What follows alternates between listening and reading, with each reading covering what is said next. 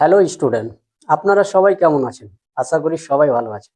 আজকের ভিডিওতে আমরা শিখব খুব সহজেই ইন্টারগেটিভ সেন্টেন্স কিভাবে তৈরি করতে হয়। তো আজকের ভিডিওতে আমি আপনাদের জন্য আলোচনা করব এবং খুব সহজভাবে বুঝাবো প্রেজেন্ট কন্টিনিউয়াস টেন্সের ইন্টারগেটিভ সেন্টেন্স। এই ইন্টারগেটিভ সেন্টেন্স বানাতে গিয়ে কিন্তু প্রায় স্টুডেন্ট একটা কমন মিস্টেক করে। সেই কমন মিস্টেকটা কি, ভিডিওটা শেষ পর্যন্ত দেখলেই কিন্তু সেটা ভিডিওর মধ্যে বুঝতে পারবে এবং সেই মিস্টেকটি আমি প্রমিস করছি আজকের পর থেকে কাউরি হবে না। তো ভিডিওটিকে স্কিপ না করে শেষ পর্যন্ত দেখার জন্য কিন্তু আমি আপনাকে অনুরোধ করছি। তাহলে চলুন বোর্ডের দিকে লক্ষ্য করি এবং আমরা সেই মিস্টেকটিও জানি এবং এই প্রেজেন্ট কন্টিনিউয়াসের ইন্টারগেটিভ সেন্টেন্সটিকে খুব সহজে কিভাবে গঠন করা যায়। এই গঠন করতে শিখে গেলেই কিন্তু খুব ইজিলি আপনি এই কন্টিনিউয়াসের ইন্টারগেটিভ সেন্টেন্সের কথাগুলি বলতে পারবেন এবং এক্সামে লিখতে পারবেন। তাহলে চলুন ভিডিওটি শুরু করি। তো দেখুন, কন্টিনিউয়াস মানেই হচ্ছে বর্তমানে কোনো কাজ চলছে, বর্তমানে এখন এখন যে কাজটা চলছে এটাই কিন্তু হচ্ছে প্রেজেন্ট কন্টিনিউয়াস। তো এই প্রেজেন্ট কন্টিনিউয়াসের কিন্তু যে অ্যাক্সিলারি ভার্ব রয়েছে সেটা হচ্ছে এম ইজ আর। তো সবচাইতে ইম্পর্টেন্ট হচ্ছে আমাদের এই ফর্মুলাটাকে কিন্তু মুখস্থ করে মনে রাখতে হবে। দেখুন, অনেক ভিডিওতে এরকম বলা হয় যে উইদাউট গ্রামার, গ্রামার মুখস্থ না করেই কিন্তু স্পোকিং ইংলিশে কথা বলা শুরু করো, কিন্তু কখনো সম্ভব না। ইংলিশে কথা বলতে গেলে কিংবা সহজেই ইংলিশকে শিখতে গেলে যেই ফর্মুলাটি শিখতে হবে সেটা কিন্তু গ্রামার শিখতে হবে। গ্রামার ছাড়া কেউ গ্যারান্টি দিতে পারে না যে ইংলিশে কথা বলা যায়। তো গ্রামারে কিন্তু যখন আমরা ইংলিশ শিখতে যাই, আপনি যখন ইংলিশ শিখতে যান তখন গ্রামার বেসিক্যালি মুখস্থ করেন, টিউশন পড়েন, কিন্তু টিউশনে আপনাকে কি করে, গ্রামারের ভাষাতেই বোঝায়, যার কারণে সঠিক বুঝতে পারেন না বা বুঝতে পারলেও কঠিন মনে হয়। আর নিজে নিজে গ্রামার মুখস্থ করলে তো এত কঠিন মনে হয় যে অনেকেই কিন্তু রাগ করে সেটাকে ছেড়েই দেয়, আমার দ্বারা হবে না। কিন্তু আমার এই চ্যানেলে ভিজিট করে যদি আমার ভিডিওগুলোকে দেখেন, আমি এত সহজ ভাষাতে বুঝাবো, ভিডিওটি শেষ পর্যন্ত দেখলেই বুঝতে পারবেন যে আমি কত সহজ করে বুঝাচ্ছি। তাহলে কিন্তু মাথায় টেনশন আসবে না, খুব সহজেই কিন্তু ইংলিশ বলা আজ থেকেই শুরু করতে পারবেন এবং গ্রামারটাকে কিন্তু কঠিন মনে হবে না। আজকের পর থেকে গ্রামার কিন্তু খুব ইজি মনে হবে। তাহলে ফর্মুলাটা কি? ফর্মুলাটা হচ্ছে প্রথমে অ্যাক্সিলারি ভার্ব যে আছে এই এম ইজ আর, এই এম ইজ আর আমাদেরকে কিন্তু প্রথমে বসাতে হবে, বা যখন আমরা সেই সেন্টেন্সগুলি বলবো কন্টিনিউয়াসে তখন কিন্তু প্রথমেই কিন্তু আমাদের এম ইজ আর কে বলতে হবে। এরপর যেটা সাবজেক্ট থাকবে সেটা বলতে হবে বা লিখতে হবে। এরপরে ভার্ব এবং আইএনজি যোগটা করে দিয়ে বলতে হবে। তাহলে এটাকে আমি তো বলে যদি বুঝাই তাহলে তো বুঝতে পারা যাবে না সঠিকভাবে। এই জন্য আমি কিন্তু বোর্ডের মধ্যে লিখে লিখে বুঝাবো। একদম মনোযোগ সহকারে ভিডিওটা দেখুন, খুব সহজেই বুঝতে পারবেন। তাহলে আমি ধরুন যে আমি এখন স্কুল যাচ্ছি, রাইট? তো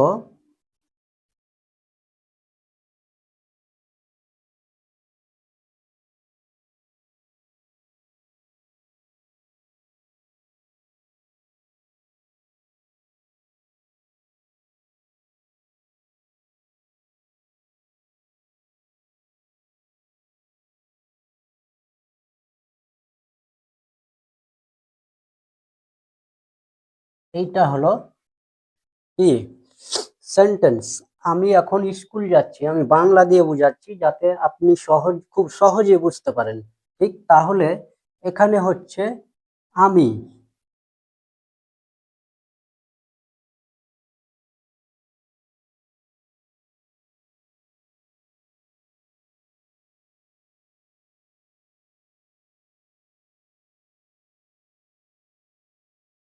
তাহলে সেন্টেন্সটি হলো কিন্তু এটি, I am going to school now. আমি এখন স্কুল যাচ্ছি, ঠিক আছে? কিন্তু যখন এটাকে আমরা কি করব, ইন্টারগেটিভ করব, মানে জিজ্ঞাসা চিহ্ন জিজ্ঞাসা করে বলবো এই সেন্টেন্সটিকে, তখন কিন্তু হয়ে যাবে কি এম ইজ আর প্রথমে বসবে। তাহলে প্রথমেই বসবে, এখানে কি রয়েছে অক্সিলারি ভার্ব এম, তাহলে এমটাকে আমরা প্রথমে বসিয়ে দেবো। এরপরে হবে সাবজেক্ট, তাহলে কি সাবজেক্ট রয়েছে এখানে, আই সাবজেক্ট রয়েছে, আই বসিয়ে দেব। এরপরে বলছে ভার্ব এবং আইএনজি, তাহলে এই যে গোয়িং ভার্ব।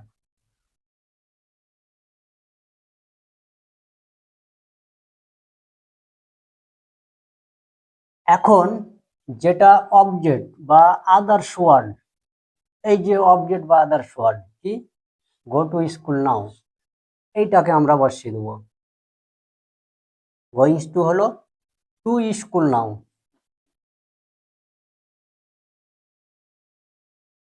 School now.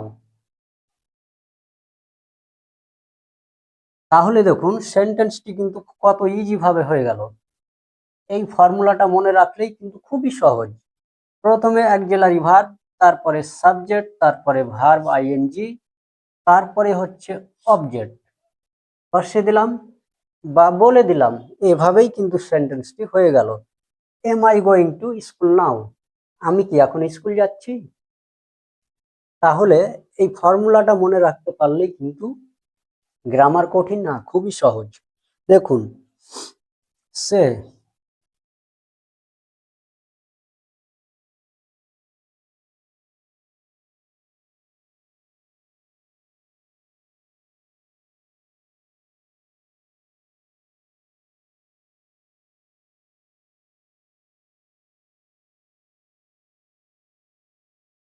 আমি কিন্তু ডাইরেক্ট এটাকে আর এটা সিম্পল সেন্টেন্স, সিম্পলটা না লিখে আমি কিন্তু প্রশ্নবাচকটাই লিখে দিলাম। সে কি ভাত খাচ্ছে, তো সে কি ভাত খাচ্ছে ইংলিশে কিভাবে লিখতে হয়, তাহলে প্রথমে এই যে সে, সের ইংলিশটা কি হি, তো হির অক্সিলারি ভার্ব কি, হির অক্সিলারি ভার্ব কিন্তু ইজ, তাহলে প্রথমে অক্সিলারি ভার্ব বসাতে হবে। এখন সাবজেক্ট হি বসিয়ে দিতে হবে। তারপরে ভার্ব হচ্ছে কোনো কাজ করা বোঝাচ্ছে, তাহলে এই যে খাচ্ছে এটা কিন্তু ভার্ব, তাহলে বর্তমানে খাচ্ছে, তাহলে কি ইটিং।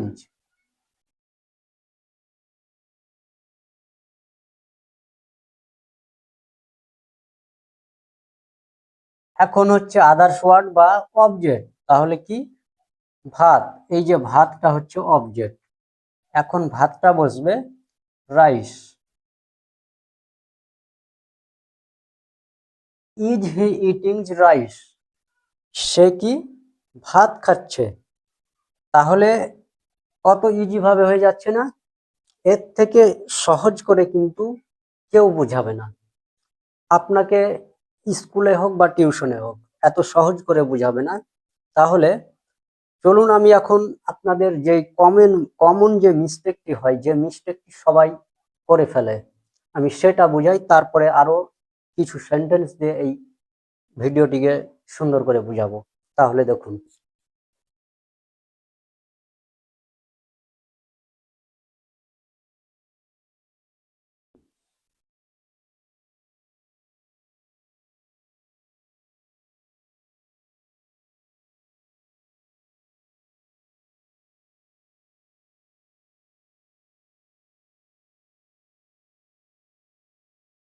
কমন মিস্টেক, যে মিস্টেকটা কিন্তু আপনারা সবাই করে থাকেন, সেটাই কিন্তু আমি এখন দেখাচ্ছি, তাহলে কিন্তু মন দিয়ে দেখুন। যেমন ধরুন,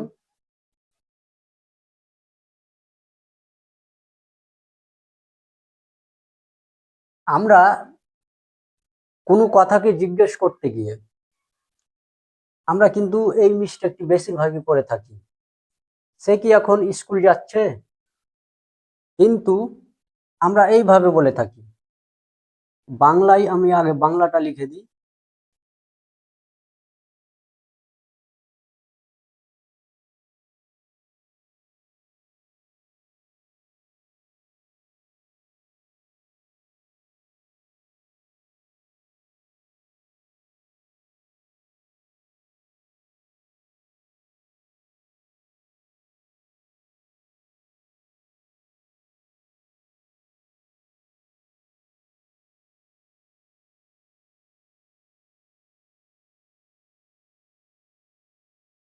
সে কি এখন স্কুল যাচ্ছে।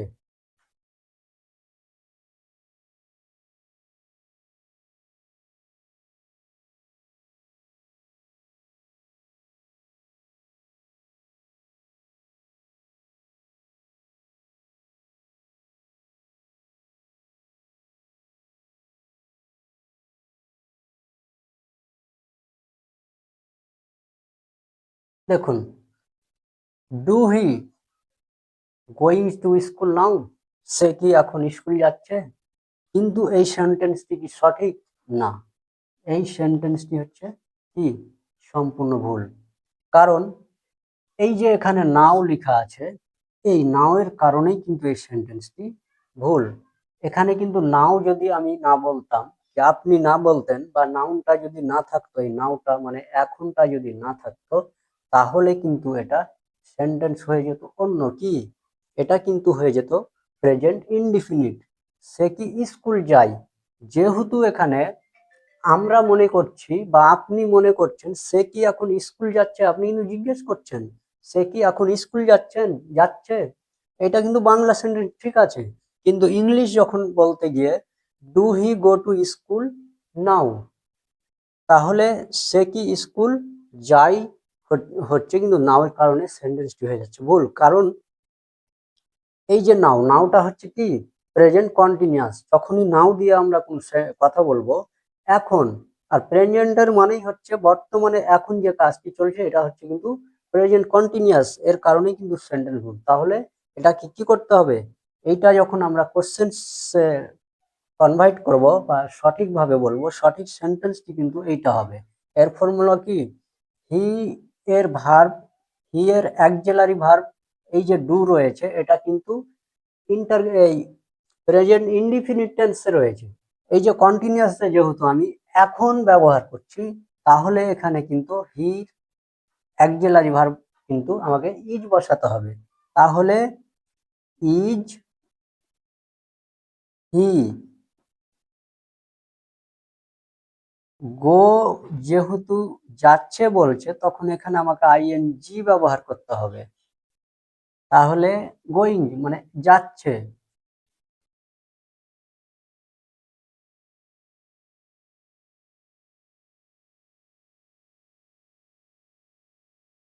এইবার হলো সঠিক।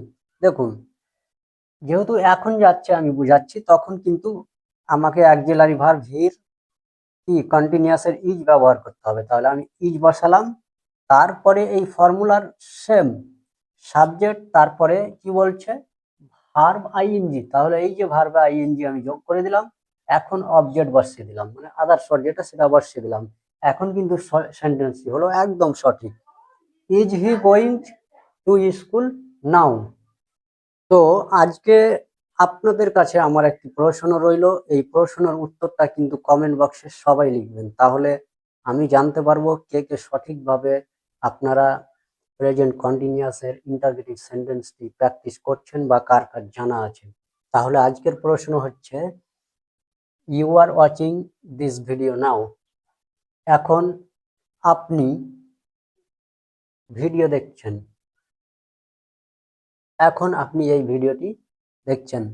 তাহলে এটার ইন্টারগেটিভ সেন্টেন্স কি হবে, এটাই প্রশ্ন রইল। যে এই সেন্টেন্সটি কিন্তু আমি কন্টিনিউয়াসের সিম্পল সেন্টেন্স লিখেছি, এটার ইন্টারগেটিভ সেন্টেন্স কি হবে সেটা কিন্তু সঠিকভাবে কমেন্ট বক্সে আপনারা কমেন্টে লিখুন। তাহলে চলুন আরো কিছু সেন্টেন্স দিয়ে বুঝাই যে এই সেন্টেন্সটিকে খুব ইজিলি কিভাবে লেখা যায়।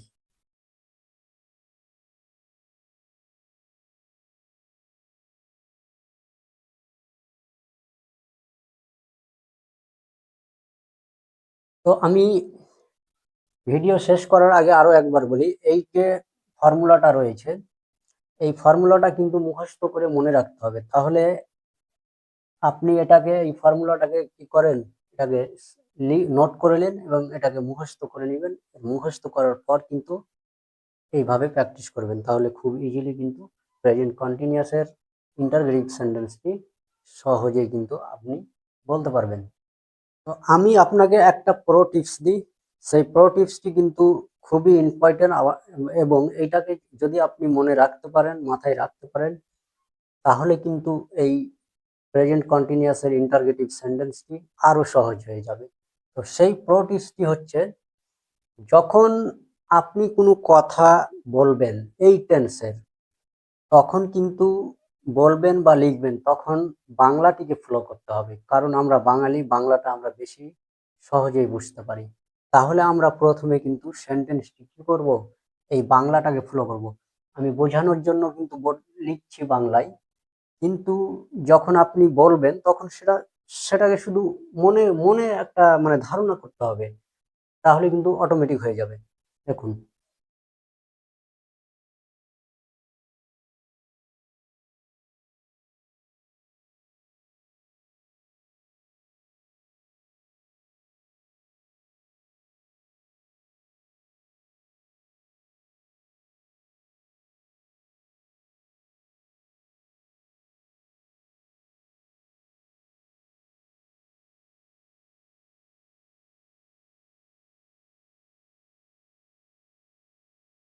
সে কি এখন বাজার যাচ্ছে, তাহলে এইটাকে আমরা কিভাবে লিখব? এই যে সেন্টেন্সটি রয়েছে, এই সেন্টেন্সটির মধ্যে যেটা আমাদের করতে হবে সেটা হচ্ছে সাবজেক্ট ভার্ব অবজেক্টটাকে আমাদের বের করে নিতে হবে। তো সেটা বের করে নিলেই কিন্তু আমরা খুব সহজেই ইংলিশটা লিখতে পারবো। তাহলে এখানে কিন্তু কাজটি কে করছে, সে করছে। তাহলে এই যে সে, এটা কিন্তু হচ্ছে সাবজেক্ট। কি করছে? যাচ্ছে। এই যে যাচ্ছে, এটা কিন্তু ভার্ব। কোথায় যাচ্ছে? যেখানে যাচ্ছে সেটা অবজেক্ট। তাহলে বাজার, এটা হচ্ছে অবজেক্ট। আর এখন যে আছে, এই যে এখন, এটা সময় বোঝাচ্ছে, এটাকেও কিন্তু এই অবজেক্ট বাজারের পরে বসিয়ে দিতে হবে। একটা কথা মনে রাখতে হবে, এই যে এখন আছে, যেটাকে ইংলিশে আমরা নাও বলি, এই নাওটা আমরা সেন্টেন্সের প্রথমে বসালেও সেন্টেন্সটি সঠিক হয়ে যাবে এবং শেষে বসালেও সঠিক হয়ে যাবে। আমরা যেটা সুবিধা মনে করব আমরা কিন্তু সেভাবে সেটাকে ইউজ করতে পারি। তাহলে প্রথমে আমাদের কি করতে হবে? বসাতে হবে এই সে। তো সের অ্যাক্সিলারি ভার্ব যেটা রয়েছে সেটা, তাহলে সের অ্যাক্সিলারি ভার্ব কিন্তু এই কন্টিনিউয়াসে হচ্ছে ইজ। তাহলে আমাদের বসাতে হবে ইজ প্রথমে, তারপরে বসাতে হবে সাবজেক্ট হি, তারপরে আমাদের যেটা বসাতে হবে যাচ্ছে ভার্ব।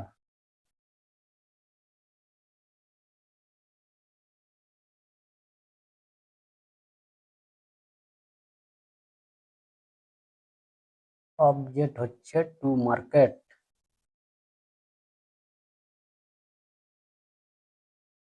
মার্কেট, এখন আমি কি বসিয়ে দেবো? এই নাওটাকে কিন্তু বসিয়ে দেবো, নাও। তাহলে দেখুন, একটু লক্ষ্য করুন যে এইটা এই ফর্মুলা অনুযায়ী হলো কিনা। প্রথমে অ্যাক্সিলারি ভার্ব আমি বসিয়ে দিলাম হি, তারপরে বলছে সাবজেক্ট বসাতে হবে সাবজেক্ট, তারপরে ভার্ব আইএনজি, এই যে গোয়িং, ভার্ব হচ্ছে গো, আইএনজি যোগ করে দিলাম। এখন অবজেক্ট টু মার্কেট এবং নাও। এখন তাহলে is he goings to market now, সে কি এখন বাজার যাচ্ছে? তাহলে এই বাংলাটা আমরা আগে লিখে যদি এই সাবজেক্ট ভার্ব অবজেক্টটা খুঁজে বের করতে পারি, তারপরে কিন্তু আমরা এই ফর্মুলা অনুযায়ী সেম ঠিকভাবে তার ইংলিশগুলি লিখে দেবো। তাহলেই কিন্তু খুব সহজেই এই কন্টিনিউয়াসের ইন্টারগেটিভ সেন্টেন্সটি হয়ে যাবে। তাহলে এই ভিডিওতে কিন্তু আমি কটা, তিনটা টিপস দিলাম। এই তিনটা টিপসকে কাজে লাগান আর খুব সহজেই কন্টিনিউয়াসের ইন্টারগেটিভ সেন্টেন্সে স্পোকিং বা ইংলিশে কথা বলুন। তাহলে ভিডিওটি কেমন লাগলো? ভালো লাগলে অবশ্যই ভিডিওটিতে একটা লাইক দিয়ে দিন। নতুন হলে চ্যানেলটিকে সাবস্ক্রাইব করুন। খুব সহজে ইংলিশ শেখার জন্য চ্যানেলটিকে সাবস্ক্রাইব করে রাখুন। আমি কিন্তু পরবর্তীতে এই কন্টিনিউয়াসের ইন্টারগেটিভ নেগেটিভ সেন্টেন্স এর পরে যেটা আমি ভিডিও আনবো সেটা হচ্ছে পাস্ট পাস্ট টেন্সের এবং ফিউচার টেন্সের সমস্ত ভাগগুলি এবং তাদের simple sentence, interrogative sentence, negative sentence, interrogative negative sentence one by one করে আমি কিন্তু ভিডিওগুলো আপলোড দেবো এবং খুব সহজ করে বিস্তারিত আলোচনা করে বুঝাবো, তাহলে সেগুলো দেখে কিন্তু খুব সহজেই স্পোকেন ইংলিশটা শিখতে পারবেন। তাহলে আজকের ভিডিওটি এই পর্যন্ত। সম্পূর্ণ ভিডিওটি দেখার জন্য আপনাদের সবাইকে ধন্যবাদ।